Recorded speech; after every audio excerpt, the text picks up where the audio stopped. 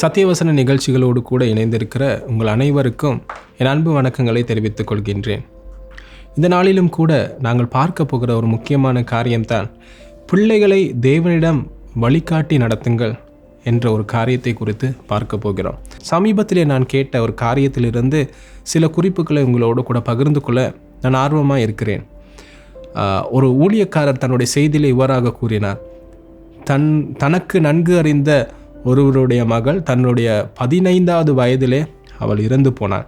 எனவே அந்த மரணத்தின் நேரத்திலே இந்த ஊழியக்காரன் அவரை சந்திக்க, இறந்த பிள்ளையனுடைய தகப்பனை சந்திக்க சென்றிருக்கிறார். தகப்பனோ மிகவும் வேதனையான மிகவும் கலங்கி போன ஒரு நேரத்தில் இருந்த நேரத்திலே இந்த ஊழியக்காரன் அவரை போயிட்டு ஆறுதல் படுத்த பேசினாராம். 15 வருடம் இந்த பிள்ளை இந்த பூமியில் உங்களோடு கூட வாழ்ந்தது. இந்த 15 வருடம் தான் இந்த பிள்ளைக்கு இந்த பூமியிலே கொடுக்கப்பட்டிருக்கிறது. அது இன்னொரு விதமாய் பார்த்தீர்களானால் இந்த 15 வருடம் தான் இந்த பிள்ளையை வழிகாட்ட உங்களுக்கு பொறுப்பு கொடுக்கப்பட்டிருந்தது. தேவன் அந்த பொறுப்பை உங்களுக்கு கொடுத்திருந்தார்.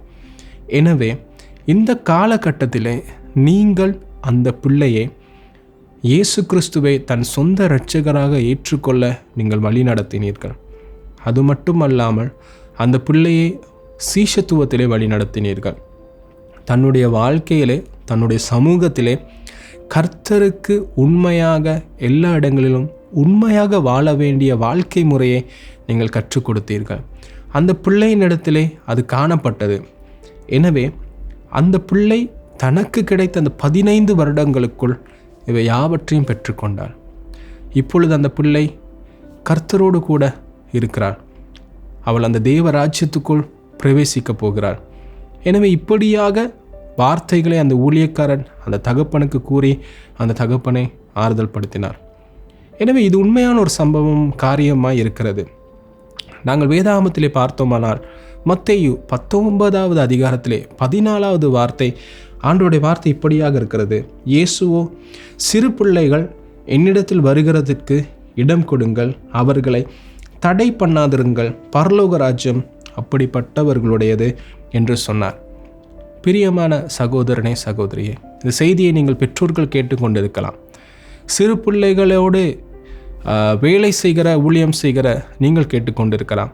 உங்களுக்கு சிறு பிள்ளைகள் மத்தியிலே வாழ்க்கை வாழுகிற நீங்கள் கேட்டுக்கொண்டிருக்கலாம். நாங்கள் முக்கியமான ஒரு காரியம் அறிந்திருக்க வேண்டும். பிள்ளைகளை ஆண்டவர் எங்களுக்கு கொடுப்பாரானால் அந்த பிள்ளைகள் எவ்வளவு காலம் வாழப்போகிறார்கள் என்பது எங்களுக்கு தெரியாது. ஆனால் அவர்கள் இருக்க போகிற அந்த காலப்பகுதியிலே எங்களுக்கு மகா பெரிய ஒரு பொறுப்பு காணப்படுகிறது. பிள்ளைகள் என்ற நேரத்திலே நாங்கள் பார்த்தோம்னா அவர்கள் குழந்தைகளாக பிறக்கிற நேரத்திலே, உதாரணமாக ஒரு வெற்று காகிதம், ஒரு வெள்ளை வெற்று காகிதம், எதுவுமே எழுதப்படாத ஒரு காகிதம், அதை போல அவர்கள் காணப்படுகிறார்கள். அந்த காகிதத்திலே ஒரு மனிதன் எதை எழுதுகிறாரோ அது அந்த இடத்திலே உறுதியாய் பதிந்துவிடும். இதே போல தான் பிள்ளைகள் ஒன்றுமே அறியாமல் நம்மிடத்திலே வருகிறார்கள். அவர்களுக்கு எதுவுமே தெரியாது. அவளுக்கு ஆவிக்குரிய வாழ்க்கையும் தெரியாது, நன்மை தீமை, பூமியில் எப்படி என்ன காரியத்தில் வாழ வேண்டும் என்று கூட தெரியாது. ஆனால் அவர்கள் வாழ வந்த இடத்திலே தான், அந்த பெற்றோரிடமோ குடும்பத்தினிடமோ சமூகத்திடமோ அந்த இடத்திலே தான் அவர்கள் தங்களுக்குள் காரியங்களை எடுத்துக்கொள்ளப் போகிறார்கள். அனுபவத்துக்கூடாக இது இப்படித்தான், இது இப்படித்தான், எல்லாவற்றையும் அவர்கள் வீட்டிலிருந்தோ சமூகத்திலிருந்தோ தான் கற்றுக்கொள்ளப் போகிறார்கள். எனவே எனக்கும் உங்களுக்கும் ஒரு பொறுப்பு இருக்கிறது. ஆண்டவருடைய வார்த்தை கூறுகிறது, மற்றவர்களுக்கு இடரலாக இருந்து விடாத படிக்கு எங்களை காத்துக்கொள்ளும்படியாக. எனவே இந்த பிள்ளைகளுக்கு நாங்கள் இடரலாக இருந்து விடாத படிக்கு எங்களை நாங்கள் அமைத்து கொள்ள வேண்டிய ஒரு கட்டாயத்தில் நாங்கள் இருக்கிறோம். பெற்றோராக இருந்தால் தங்கள் பிள்ளைகள் வீட்டிலே இருக்கிற நேரத்திலே அவர்கள் பார்வைக்கு நாங்கள் எப்படியான ஒரு வாழ்க்கை வாழ்ந்து கொண்டிருக்கிறோம். அநேகமான நேரங்களிலே நான் கேள்விப்பட்டிருக்கிறேன், பெற்றோருடைய நடைபெறுகிறதான, தாயும் தகப்பனும் இடையே நடைபெறுகிறதான தீராத குடும்ப பிரச்சனை, இவர்களிடையே நடக்கிறதான மகா பெரிய சண்டைகள், அது பிள்ளையை அதிகளவாக பாதிக்கும். அந்த பிள்ளையினுடைய சிந்தையிலும் ஆளுமையிலும் தீர்மானத்திலும் எதிர்காலத்தில் அந்த பிள்ளை வாழப்போகிற வாழ்க்கையை திருப்பி போடுகிற அளவுக்கு மகா பெரிய வேதனையான ஒரு காலப்பகுதியை அந்த பிள்ளையினுடைய வாழ்க்கையிலே அது பதித்துவிடும்.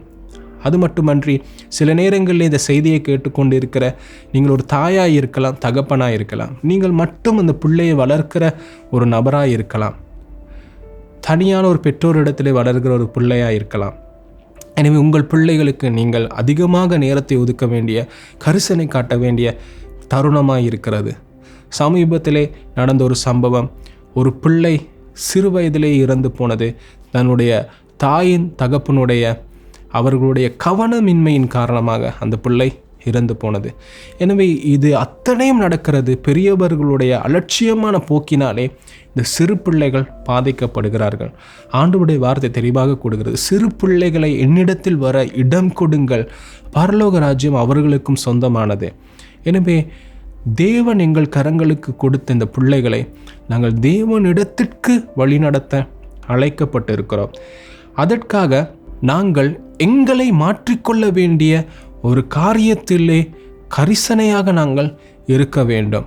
எங்களுக்கு தெரியும், ஆண்டவராக இயேசு கிறிஸ்து குழந்தையாக இந்த பூமியில் பிறந்த நேரத்திலே அவரை பெற்றெடுப்பதற்காக மரியாள் மற்றும் யோசேப்பு எப்படி ஒரு தாயும் தகப்பனுமாக அந்த பிள்ளைக்காக தங்களை எவ்வாறாக அர்ப்பணித்தார்களோ, தங்களை அவரை பெற்றெடுப்பதற்காக அந்த பிள்ளையை இந்த பூமிக்கு கொண்டு வருவதற்காக மகா வேதனைகளை அனுபவித்தார்கள், போராட்டமான சூழ்நிலைகளுக்குள் கொண்டு போனார்கள். ஆனால் தேவன் அவர்களுக்கு கொடுத்த பொறுப்பை நிறைவேற்றினார்கள். இந்த மாதிரியான ஒரு காலகட்டத்திலே பிள்ளைகளை வளர்க்கிற நாங்கள், பிள்ளைகள் மத்தியிலே இருக்கிற நாங்கள், பிள்ளைகள் அழிந்து போகிறதான காரியங்களை நாங்கள் செய்கிறோமா? இல்லாவிட்டால் உங்களுடைய பிள்ளையை தேவனிடத்தில் வழிநடத்துவதற்கான காரியங்களிலே நீங்கள் ஈடுபடுகின்றீர்களா? பிள்ளையினுடைய ஆயுசு நாட்கள் எங்களுக்கு தெரியாது, ஆனால் தேவன் அதை அறிவார்.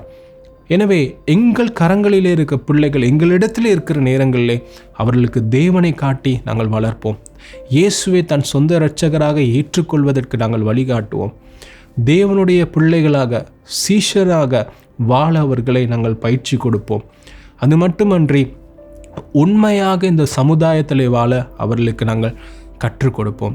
இவை அனைத்தையும் நாங்கள் எங்களுடைய வாழ்க்கை உதாரணத்தில் இருந்தே காண்பிக்க வேண்டும். ஒரு அம்மாவும் அப்பாவும் இயேசு கிறிஸ்துவை சொந்த இரட்சகராக ஏற்றுக்கொண்டு அவர்கள் கர்த்தரிடத்திலே அன்புமுள்ள, பாசமுள்ள, அவருக்கு கீழ்ப்படுகிற ஒரு வாழ்க்கை உதாரணத்துக்கூடாக தன்னுடைய பிள்ளையை வென்றெடுக்க முடியும். ஒரு தாயும் தகப்பனும் நல்ல ஒரு சீடர்களாய் வாழுகிற நேரத்திலே தங்களுடைய பிள்ளைகளை வென்றெடுக்க முடியும். அவர்கள் வீட்டிலே உண்மையாக இருக்கிற நேரத்திலே அவர்களுடைய பிள்ளைகளுக்கு உண்மைத்துவத்தை கற்றுக் கொடுக்க முடியும். அது சபையாக இருந்தால் சபையிலே இருப்பவர்கள் தங்களுடைய வாழ்க்கையிலே உண்மைத்துவமும் தேவனுக்கு பிரியமான ஒரு நல்ல உதாரணமாய் வாழுகிற நேரத்திலே தங்களுடைய ஓய்வு நாள் பாடசாலையை வாழுகிற, பயிற்சி பெறுகிற பிள்ளைகளுக்கு நல்ல ஒரு உதாரணத்துவத்தை காட்ட முடியும். எனவே தேவன் எங்களுக்கு மகா பெரிய ஒரு பொறுப்பை கொடுத்திருக்கின்றார். எனவே பிள்ளைகள் அழிந்து போகாத படிக்கு அவர்களுக்கு நீங்கள் போஷணை கொடுக்கிற காரியத்திலாக இருக்கலாம், அவர்களுடைய நேரத்தை கொடுக்கிற காரியத்திலாக இருக்கலாம், எல்லாவற்றிலும் தேவன் எதற்காக இந்த பிள்ளை எனக்கு கொடுத்தாரோ, இந்த பிள்ளையை நான் தேவனிடத்தில் வழிநடத்த வேண்டும் என்கிற உணர்வோடு இருப்போமா?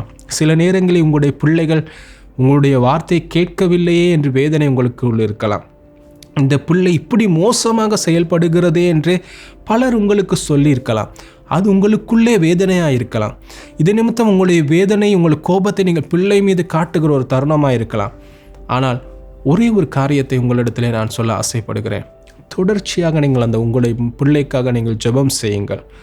இந்த நாட்களே அவர் குலப்படியாய் நடக்கலாம், உங்கள் பேச்சை கேட்காது போல் இருக்கலாம், பலர் பலவிதமாய் சொல்லலாம். ஆனால் மறந்து விடாதீர்கள், பிள்ளைக்கு சொந்தக்காரர் தேவனாக இருக்கிறார். தேவனிடத்தில் உங்களுடைய பிள்ளையை நீங்கள் ஒப்புக்கொடுங்க. நாள் வரும், காலம் வரும், கர்த்தர் நிச்சயம் அந்த பிள்ளையுடைய வாழ்க்கையிலே மகா பெரிய ஒரு மாற்றத்தை செய்வார்.